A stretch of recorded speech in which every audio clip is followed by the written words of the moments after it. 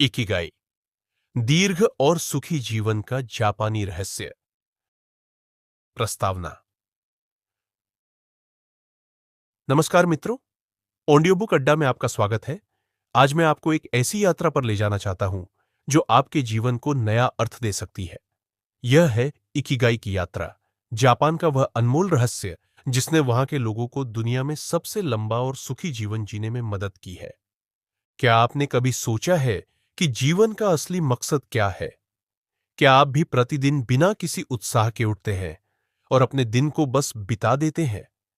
क्या आपके मन में भी यह सवाल उठता है कि मेरा जीवन का उद्देश्य क्या है? अगर हां, तो आप अकेले नहीं हैं। सुनिए, एक जापानी द्वीप ओकिनावा की कहानी, जहां दुनिया के सबसे ज्यादा शतायु लोग रहते हैं और सिर्फ लंबा ही नहीं, बल्कि स्वस्थ, सक्रिय और खुशहाल जीवन जीते हैं। उनका रहस्य है इकिगाई, जीवन का वह प्रयोजन जो आपको हर सुबह बिस्तर से उठने का कारण देता है। आइए जानते हैं इस रहस्य को। भाग 1, इकिगाई का परिचय। ओकिनावा के समुद्री किनारे पर बसे एक छोटे से गांव में सूरज उग रहा था। 98 वर्षीय सियोरी अपने बगीचे में मेहनत कर रही थी। उनके चेहरे पर झुर्रियां थीं, लेकिन उनकी आंखों में चमक और शरीर में ऊर्जा किसी युवा से कम नहीं थी। इकिगाई क्या है, सियोरी दादी? मैंने पूछा। सियोरी मुस्कुराई और बोली, इकिगाई वह कारण है जिसके लिए मैं हर सुबह उठती हूं। मेरा इकिगाई है अपने परिवार के लिए स्वादिष्ट सब्जियां उगाना और अपने समुदाय के साथ ज्ञान बांटना। यह न तो पैसे कमाने के बारे में है, न ही प्रसिद्धि के बारे में। यह उस काम को करने के बारे में है जो आपको अंदर से संतुष्टि दे। इकिगाई जापानी भाषा का एक शब्द है जिसका अर्थ है जीने का कारण। यह एक जीवन दर्शन है जो 4 महत्वपूर्ण तत्वों के मिलन से बनता है। आप क्या प्यार करते हैं? आपका जुनून। आप किस चीज में अच्छे हैं? आपका पेशा। दुनिया को किस चीज की जरूरत है? आपका मिशन। आप किस चीज के लिए भुगतान पा सकते हैं? आपका व्यवसाय। जब ये चारों तत्व एक साथ मिलते हैं तो आप अपना इकिगाई पा लेते हैं, वह गतिविधि या उद्देश्य जो आपके जीवन को अर्थ देता है। भाग 2, ओकिनावा, शतायुओं का द्वीप। ओकिनावा के निवासी न केवल लंबा जीवन जीते हैं, बल्कि वे बीमारियों और मानसिक स्वास्थ्य समस्याओं से भी कम पीड़ित होते हैं। यहां 100 वर्ष से अधिक उम्र के लोगों की संख्या दुनिया में सबसे अधिक है। मैं एक दिन 102 वर्षीय ताकेशी से मिला, जो अभी भी हर सुबह अपने खेत में काम करते हैं। कभी रिटायर नहीं होना, उन्होंने मुझे बताया। जब आप काम करना बंद कर देते हैं तो आप जीना भी बंद कर देते हैं। यह ओकिनावा में एक आम विचार है। यहां रिटायरमेंट जैसा कोई शब्द ही नहीं है। लोग जीवन भर अपने इकिगाई का पालन करते हैं। इस द्वीप पर लोग अपने जीवन में 5 महत्वपूर्ण सिद्धांतों का पालन करते हैं। मोआई, सामाजिक समर्थन समूह जो एक दूसरे की देखभाल करते हैं। हारा हचिबू, पेट को 80% भरे, कभी भी अधिक न खाए। निरंतर हल्का व्यायाम, बगीचेबानी, टहलना, ताइची जैसी गतिविधियां। प्रकृति से जुड़ाव, बाहरी समय, धूप और ताजी हवा। तनाव मुक्त जीवन, धीमी गति से जीवन और वर्तमान पल में रहना। भाग 3, अपना इकिगाई खोजना। 22 वर्षीय युवा रियो अपनी लैपटॉप स्क्रीन पर घूरते हुए निराश था। मैं अभी तक नहीं जानता कि मुझे जीवन में क्या करना है, उसने मुझसे कहा। मेरे सभी दोस्त करियर में आगे बढ़ रहे हैं, लेकिन मुझे लगता है कि मैं खो गया हूं। अपना इकिगाई खोजना एक रात की प्रक्रिया नहीं है।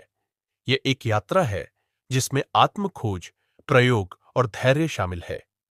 हेक्टर गार्सिया सुझाव देते हैं कि इस यात्रा को शुरू करने के लिए आपको इन प्रश्नों पर विचार करना चाहिए।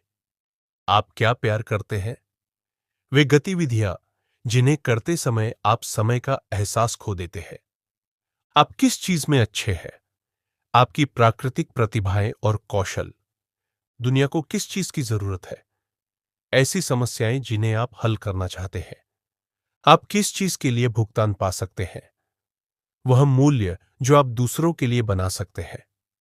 मैंने रियो से पूछा, जब आप किस काम में डूब जाते हैं और समय का एहसास भूल जाते हैं? उसने थोड़ा सोचकर कहा, जब मैं अपने दोस्तों के लिए यात्रा योजनाएं बनाता हूं।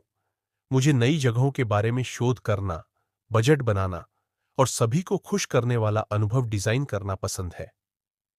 यह उसके इकिगाई की ओर एक संकेत था। समय के साथ वह एक स्थानीय यात्रा स्टार्टअप में शामिल हुआ, जो लोगों को असाधारण सांस्कृतिक अनुभव प्रदान करता था। उसने अपना जुनून, कौशल और समाज की जरूरत को एक साथ जोड़ा था।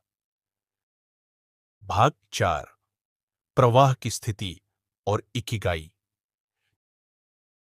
जब आप अपना इकिगाई खोज लेते हैं, तो आप अक्सर प्रवाह की स्थिति में प्रवेश करते हैं। मनोवैज्ञानिक मिहाली सिक्सजेंतमिहाली द्वारा वर्णित एक मानसिक स्थिति जिसमें आप पूरी तरह से वर्तमान क्षण में डूबे होते हैं।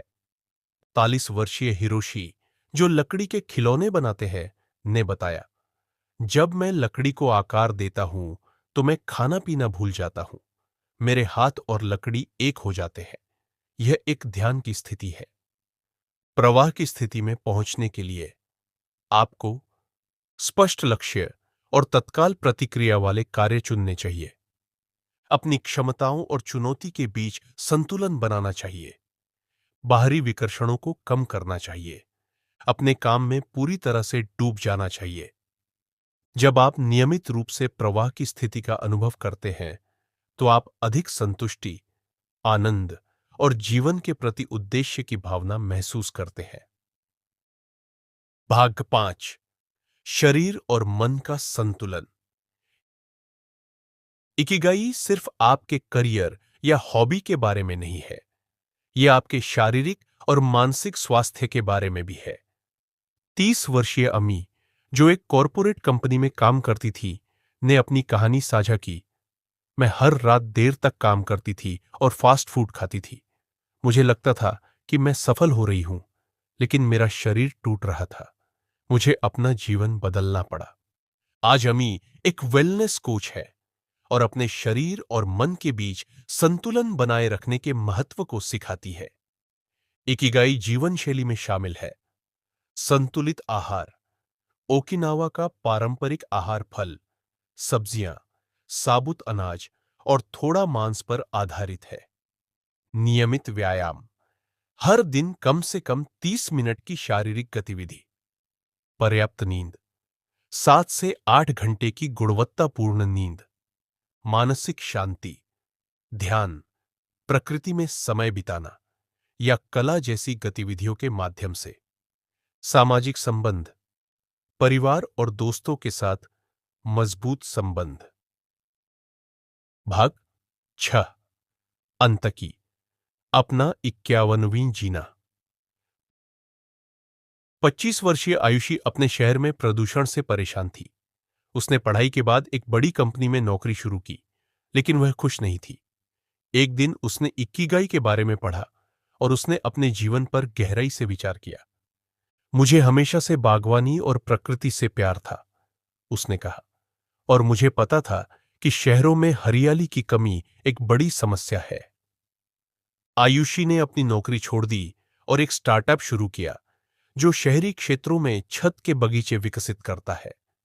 आज वह न केवल अपने काम से प्यार करती है, बल्कि पर्यावरण और समुदाय को भी सकारात्मक रूप से प्रभावित कर रही है। इकिगाई को अपनाने का मतलब है अपने इकिगाई को खोजना और उसका पालन करना। वह काम करे जो आपको प्रेरित करता है और दूसरों की मदद करता है। छोटे में खुश रहना, भौतिक चीजों की बजाय अनुभवों और संबंधों को महत्व देना।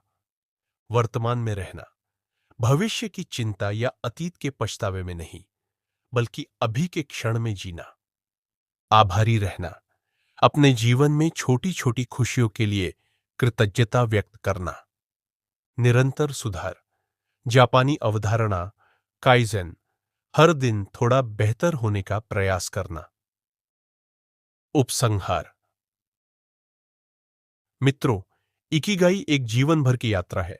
यह कोई जादुई फॉर्मूला नहीं है जो रातों रात आपके जीवन को बदल देगा। इसके बजाय यह एक मार्गदर्शक सिद्धांत है जो आपको अपने जीवन में अधिक अर्थ, संतुष्टि और खुशी खोजने में मदद कर सकता है। आपका इकिगाई केवल आपका है, यह आपकी प्रतिभाओं, जुनून और दुनिया की जरूरतों का अद्वितीय मिश्रण है। इसे खोजने में समय लगेगा, लेकिन जब आप इसे पालेंगे तो आपका जीवन एक नया अर्थ पालेगा। आज से ही अपने आप से पूछिए, मेरा इकिगाई क्या है? वह क्या है जो मुझे हर सुबह उठने का कारण देता है? और धीरे धीरे आप अपना उत्तर पालेंगे। ओकिनावा के शतायु लोगों की तरह हम भी लंबा, स्वस्थ और अर्थपूर्ण जीवन जी सकते हैं, अपना इकिगाई खोजकर और उसे जीकर। जैसे सियोरी दादी ने कहा था, जीवन बहुत छोटा है इसे निष्क्रिय रूप से जीने के लिए। अपना इकिगाई खोजिए और फिर पूरे दिल से उसका पालन कीजिए। मिलते हैं अगली ऑडियो बुक में। कृपया ऑडियो बुक्स अड्डा को लाइक, शेयर और सब्सक्राइब करें।